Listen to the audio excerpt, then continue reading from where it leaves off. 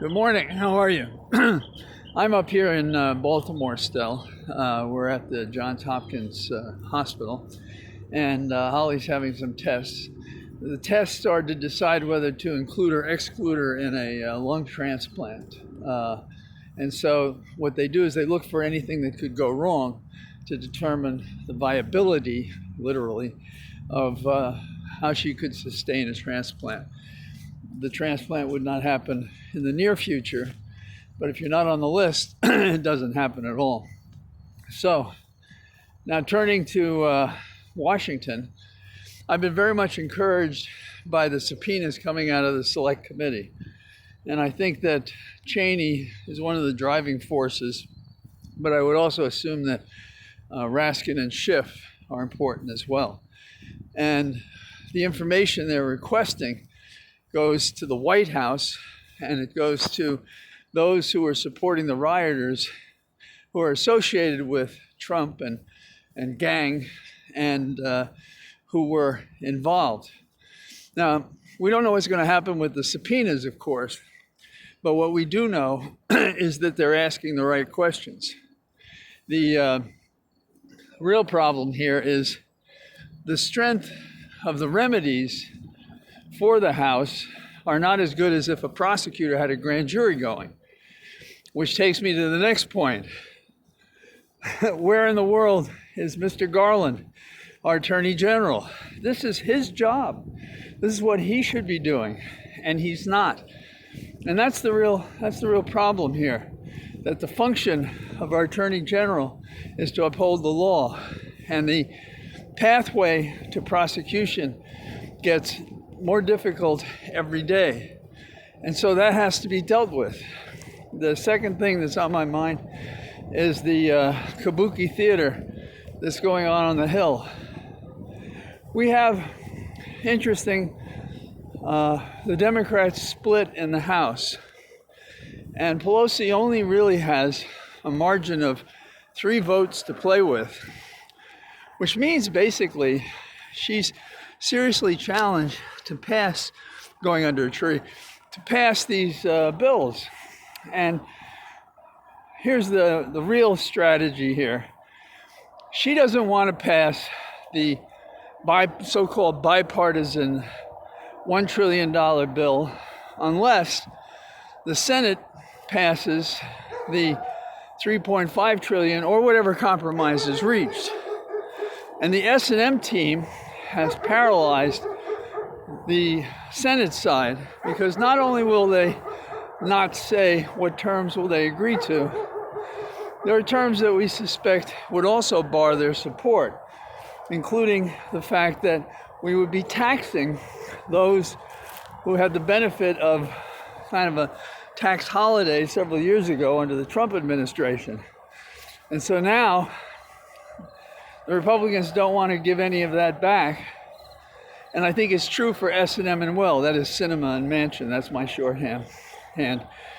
Now, what else is the problem here? Well, it strikes me that the problem is that we've encouraged, on the House side, so-called moderates to drag their feet as well. And some of them, many of them maybe, only want the bipartisan bill. Now, if you think that this is a prescription for disaster, I agree. I don't see how we get past this impasse. What's going to happen today? Well, I'm talking to you early in the day, so I don't know. But this is how I think it'll be approached. The Speaker of the House will look on an hour-by-hour basis to see what votes she had. Now, in a Democratic caucus that was off the record, some moderates said, we will vote for the $1 trillion bipartisan proposal, and we guarantee you we'll be there for the second proposal. Well, if I was Nancy, I wouldn't take that because they'll find ways to change their mind. And I think it would only strengthen the hand of S&M if she takes the pressure off the Senate to do what's necessary. What is my prediction of the outcome? Today I say it's 95% chance failure. I don't see a way around it. As I've said before, when I worked on the Hill, I always thought that the rules were pretty straightforward in the Congress.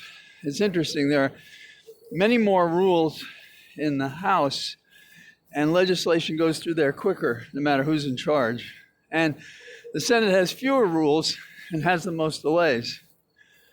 But the cloture bill has forced the Democrats to use a budget reconciliation approach, which allows for a vote based on a majority.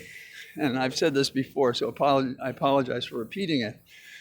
So what they need, though, is they need all Democrats in the caucus, that's 50, plus the vice president, to pass the $3.5 trillion bill, or whatever they do pass.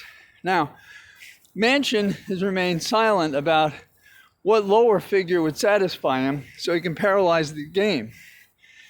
Because if you don't know what your target is, what it is you have to remove, say, climate control for him from West Virginia, one of the leading pollutant states in America, or is it some other provision? Nobody knows. Sinema has kept her cards even closer to her chest, and she won't say anything.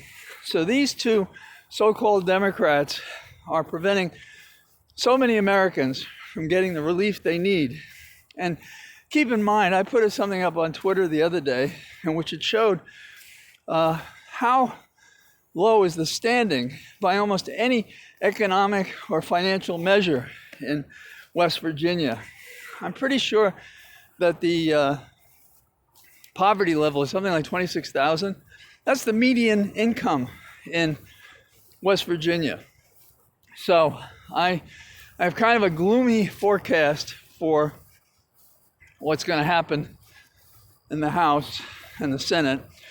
And I want us to finally get a grip and do what we should be doing in the Senate and the House, and that is asking for a special prosecutor, because Garland won't do it, and the clock is ticking, and we need an entity that survives if we lose the House that political tragedy.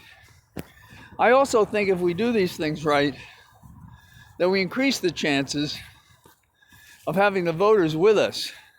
Because apparently, the way things are going, by the midterms, we're still going to have who's handling the virus best, who is handling the disclosures, which ones the House committee comes up with that involve misconduct on January the 6th, who's handling infrastructure, racial justice.